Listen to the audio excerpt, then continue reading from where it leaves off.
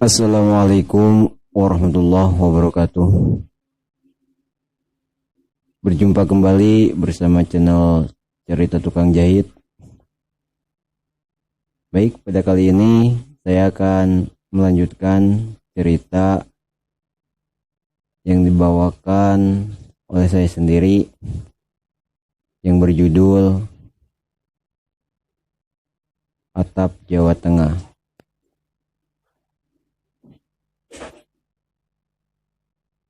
Pada bagian ini, tepatnya part 5, saya akan menceritakan lanjutan dari cerita sebelumnya. Tanpa berlama-lama lagi, kita masuk ke ceritanya.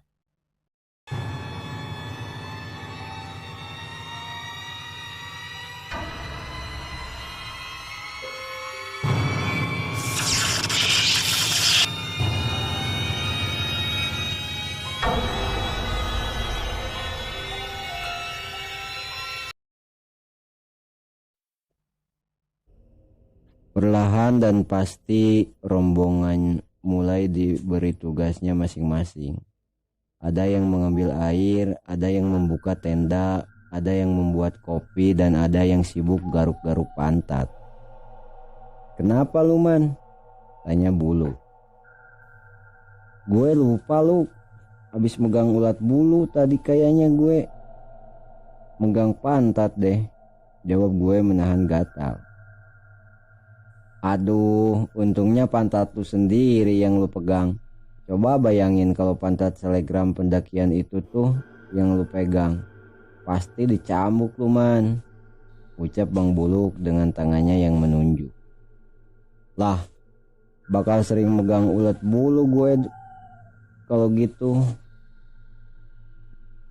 Waktu mulai bergeser dari tempatnya. Lembayung senja memberi harapan jika esok cuaca akan cerah. Poyan menghampiri sembari menggendol 2 liter air yang dia ambil. "Woi, Man, si porter itu lagi duduk sendirian loh di belakang warung," Poyan memberitahu. "Bukannya ajak kemari, ajak makan bareng," pinta Bang Buluk kembali ke Poyan. Aroma nasi mulai tercium pekat, mengisyaratkan jika kami akan segera menyantap terlarut tidur. Poyan tak kunjung kembali setelah diminta Bang Buluk untuk mengajak Mas Dimas makan bersama. Karena perasaan gue mulai gak karuan, akhirnya gue mencari Poyan di mana dia pergi menghampiri Mas Dimas. "Lama banget lu, mana Mas Dimasnya?" gue menanyakan. "Dia naik duluan, Man, bilangnya sih mau nyari temennya ke puncak." Sebelum datangnya waktu sholat maghrib, kami sudah menghabiskan jadwal makan di waktu petang ini, mulai membenahi tenda untuk kami tempati tidur.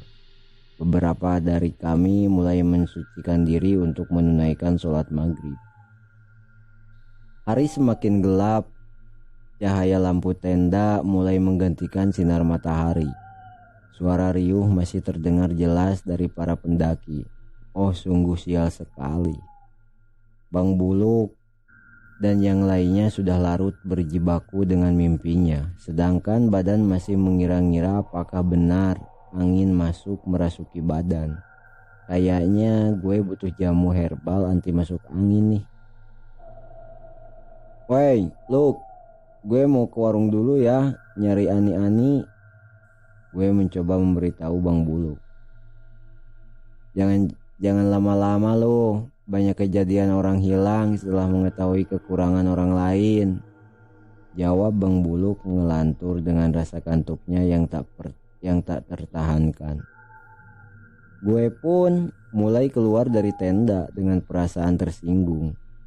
Sesekali kaki ini harus tersangkut pasek tenda pendaki lain. Teriakan "woi" langsung menyambar di kali tali tenda terasa terseret kaki.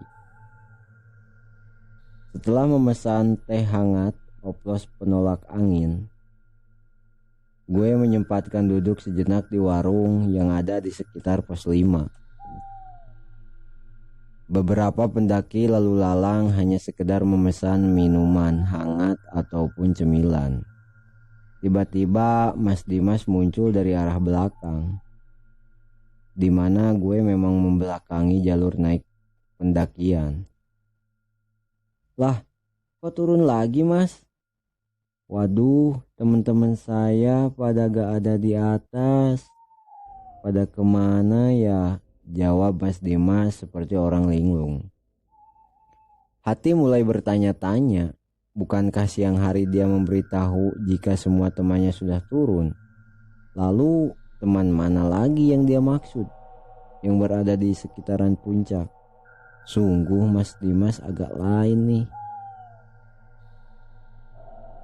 Setelah menawarkan teh hangat, akhirnya obrolan mulai terbuka dengan sendirinya. Mas Dimas mulai membuka obrolan. Selain dia mulai menasehati, dia juga mulai memberikan pelajaran bagaimana cara menghargai alam. Menurutnya, di gunung banyak pembelajaran dari orang-orang terdahulu ketika mereka melakukan pendakian. Dan bukankah Allah telah panjangkan gunung-gunung sebagai pasak supaya bumi tidak tergoncang sehingga manusia dapat hidup tenang di atasnya? Kira-kira apa kamu pernah merusak sesuatu di gunung?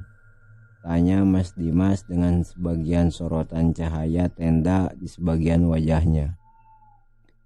Pernah Mas, saya pernah merusak kepercayaan sahabat saya. Saya pernah merusak pertemanan saya, bahkan saya sampai meninggalkan semua tentang dia, Mas. Jika dia berada denganmu di sini, apa yang ingin kamu ucapkan? Sambung kembali pertanyaan yang berbeda dari Mas Dimas. Maaf, mungkin kata awalan yang harus diucapkan. Banyak kejadian yang dirasa tidak untuk dimaafkan, tapi semuanya nggak mungkin bisa ngembalikin semuanya Mas. Gue cuma bisa menurunkan kepala. Kelap-kelip bintang samar terlihat dari balik dedaunan. Cahaya bulan kini menyatu dengan dinginnya malam. Akan tetapi rindu itu hanya bisa dikenang, diresapi, dan hanya bisa diselami tanpa bisa merasakan adanya sosok yang sejak dulu menemani. Dia bersama kalian Mas. Dia menanti sampean di depan tenda. Semperin aja ke sana, gak apa-apa kok, pinta Dimas dengan raut wajah yang tidak terlihat kelelahan. Mas Dimas mending tidur di tenda saya aja. Besok pagi kita summit bareng, pinta gue. Waduh, gak bisa. Saya harus nunggu teman saya di puncak. Ya udah, besok pagi kita ketemu aja di pos 8, pinta Mas Dimas. Akhirnya malam itu kita berdua berpisah. Meminta gue kembali masuk ke dalam tenda. Entah kenapa, malam itu seakan menjadi malam yang panjang banget. Suara binatang malam terdengar nyaring bersautan. Man, lu udah bangun? Bang Buluk menanyakan. Bukannya udah bangun, tapi gue belum tidur bang. Tidur? Kan besok mau disunat. Mata pun mulai sayup. Dan Joni pun mulai tak kuasa menahan dinginnya malam di hutan Gunung Slamet.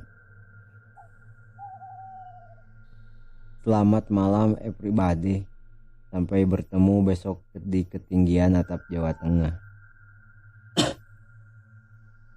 Di tengah lelapnya tidur, tiba-tiba gue mendengar suara ayam berkokok. Gue yang menyadari jika ini di hutan, mulai bergegas bangun keluar tenda untuk mencari sumber suara ayam tersebut. Dan ternyata itu hanya suara Poyan dan Edward yang sedang asik memasak sambil menirukan suara ayam berkokok. Mungkin dalihnya dia ingin membangunkan gue dan juga Bang Buluk yang berada di tenda yang terpisah. "Weh Iman, lu udah tidur?" Poyan menanyakan. "Weh Poyan, lu masih hidup ternyata," sambung gue sembari menghampiri mereka untuk membantunya memasak. "Tumben banget nih leader gue belum bangun. Biasanya selama pendakian gue pasti itu orang yang rajin bangun duluan membangunkan rombongannya." "Leader lo bangunin tuh, dia mau muncak nggak?" pinta gue ke Edward. Waktu 2 dini hari memang menjadi waktu yang tepat untuk melakukan summit. Itu karena kami membuka tenda di pos 5 yang jaraknya masih lumayan jauh untuk sampai di atap Gunung Selamat. Suara percikan tempe goreng seakan menyatu dengan suara kentut yang terdengar samar. Poyan mulai memerah di raut wajahnya. Mungkin dia mengira jika gue akan menegurnya karena kentut sembarangan di muka penggorengan. "Dah sih, slow aja kali, namanya juga di gunung, gak usah ditahan. Kentutin aja. Slow, jangan nahan sampai muka merah gitu." Gue mencoba untuk bersikap tidak apa-apa. "Gue bukan nahan kentut man, tapi gue nahan peretelan minyak sayur yang loncat-loncat kena muka gue." "Lah, terus yang kentut siapa Yan?" "Ya elu lah man." Iya ya." Sekian ceritanya, nanti dilanjutkan di part selanjutnya. Terima kasih. Wassalamualaikum warahmatullahi wabarakatuh.